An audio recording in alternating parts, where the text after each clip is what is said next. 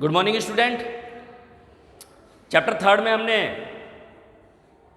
Dalton theory complete कर ली। Next मेरा topic है परमाणु क्या है। रियल में हमने पढ़ा कि परमाणु वह पदार्थ का वह छोटे से छोटा कण है जिसका विभाजन नहीं हो सकता। तो हमने ये कहा था कि परमाणु बहुत छोटे होते हैं, 1 by 1 अगर लाखों एटम को 1 by 1 एटम अगर ऐड करें तो एक पेपर शीट जितनी थिकनेस उसकी बनेगी। अब इतने छोटे होते हैं तो इसको क्या होता है, तो परमाणु की त्रिज्या जो है वो नैनोमीटर में मेजरमेंट करते हैं। नैनोमीटर में किसमें की जाती है, तो पहला क्वेश्चन, परमाणु की त्रिज्या जो है वो नैनोमीटर में की जाती है। 10 की घात -9 मीटर बराबर होता है 1 नैनोमीटर, यानी 1 नैनोमीटर जो होता है उसकी वैल्यू होती है 10 की घात -9 मीटर। तो एक क्वेश्चन तो अपने पास में यही बनता है कि परमाणु की त्रिज्या में, परमाणु की त्रिज्या का यूनिट क्या होती है, मात्रक क्या होता है, नैनोमीटर। ठीक है ना। तो परमाणु छोटा है, सबसे छोटा होता है, इसलिए इसकी जो त्रिज्या है वो नैनोमीटर में मेजरमेंट की जाती है। तो ये तो था अपने पास में, परमाणु हमने बनाया था। परमाणु में हमने कहा था कि परमाणु छोटे पदार्थ होते हैं। फिर आता अपने पास में आधुनिक प्रतीक, यानी कोई भी होता है उसको हम सिंबल में रखते हैं। सिंबल का मतलब होता है, जैसे मान लेते हैं कि किसी व्यक्ति का नाम मोहनलाल माथुर है, ठीक है ना। क्या नाम है, मोहनलाल माथुर। मोहनलाल माथुर। अब माथुर तो सब होते हैं, तो हम क्या करते हैं, मोहन का M, L और माथुर, सही है ना। ठीक इसी प्रकार से आधुनिक प्रतीक प्रणाली भी दी गई।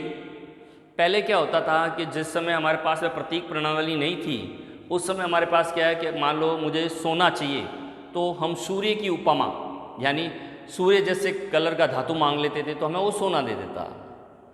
चांदी चाहिए तो हम चांद जैसी मांग लेते थे। लोहा चाहिए तो हम मंगल ग्रह जैसा, कोई भी मंगल ग्रह जैसा है वैसा मुझे धातु चाहिए तो वो मुझे मार्केट से मिल जाता। बट आज की कंडीशन हमारे पास है, बहुत सारे ऐसे पदार्थ हैं जिनको प्रतीक के फॉर्मेशन में लिखने के लिए सबसे पहले जो काम किया गया था वो किया गया था बल्जीलियस। नाम याद करना, तत्वों के नामकरण करने की प्रकृति जो है वो किसने दी थी, बल्जीलियस ने। बल्जीलियस साइंटिस्ट ज़्यादा, इसने 3 बातें बताई पहली, जिसके आधार पर हम पढ़ेंगे।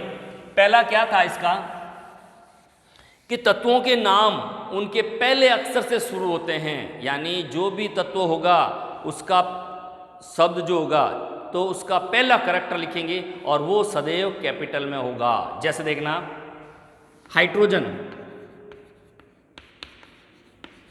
तो हाइड्रोजन का प्रतीक क्या होगा, H। Nitrogen N, carbon C, sulphur S, oxygen O। तो पहला नियम तो मेरा क्या कहता है कि तत्वों के नाम उनके पहले कैरेक्टर से शुरू होंगे और वो सदैव कैसे लिखे जाएंगे, कैपिटल में।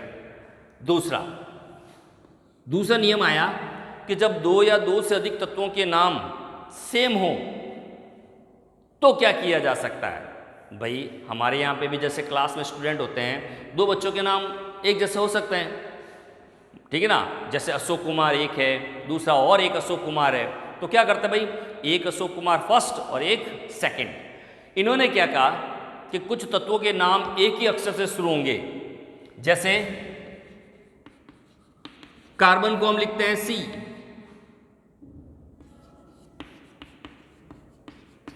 Calcium Ca, chlorine Cl, caesium,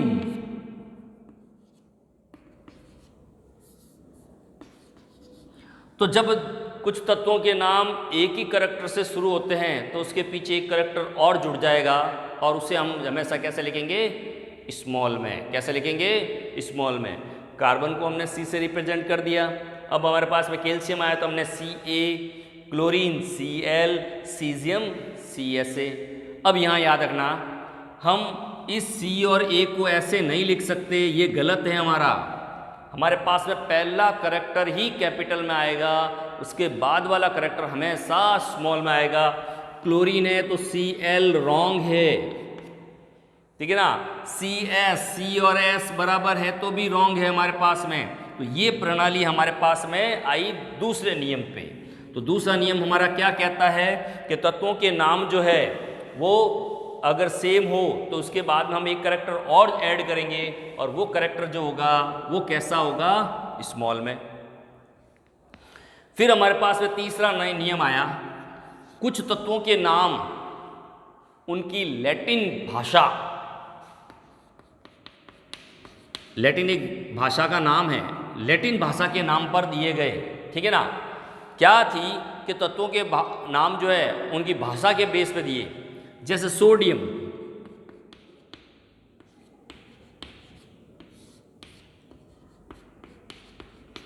इसका नाम होता है नेट्रियम और इसका सिंबल होता है Na। वैसे सोडियम का तो SO आना चाहिए, बट नहीं, क्योंकि इसकी लैटिन लैंग्वेज नाम क्या है, नेट्रियम, इसलिए इसको लिखेंगे Na। पोटेशियम,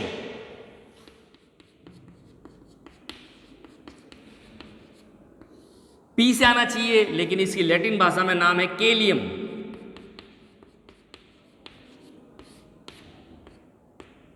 तो इसको रिप्रेजेंट करेंगे K से। नेक्स्ट, सोना, गोल्ड, इसका नाम होता है ऑरम, इसको लिखेंगे AU से। सिल्वर, चांदी को कहते हैं सिल्वर, इसका नाम होता है अर्जेंटेनम, और इसको लिखेंगे AG से। तो 3 नियम दिए। तो तत्वों को प्रतीक के रूप में लिखने की सबसे पहली प्रणाली किस वैज्ञानिक ने दी? शॉर्ट क्वेश्चन पूछा जा सकता है, बल्जेलियस ने। कितने नियम दिए? 3 नियम। पहला नियम क्या कहता है? तत्वों के नाम उनके पहले करैक्टर से स्टार्ट करेंगे, तो उसके लिए हमको सिंबल आ गया ये। सेकंड का, जब 2 या 2 से अधिक तत्वों के नाम एक ही करैक्टर से शुरू होते हैं तो उसके पीछे एक और करैक्टर जुड़ जाएगा और वो सदैव स्मॉल में लिखा जाएगा, कार्बन, कैल्शियम, क्लोरीन और सीजियम। फिर तीसरा नियम का, कुछ तत्वों के नाम उनकी लैटिन भाषा के आधार पर रखे गए हैं। सोडियम का नेट्रियम Na, पोटेशियम का केलियम K, सोना गोल्ड ऑरम AU, चांदी सिल्वर अर्जेंटेनम AG।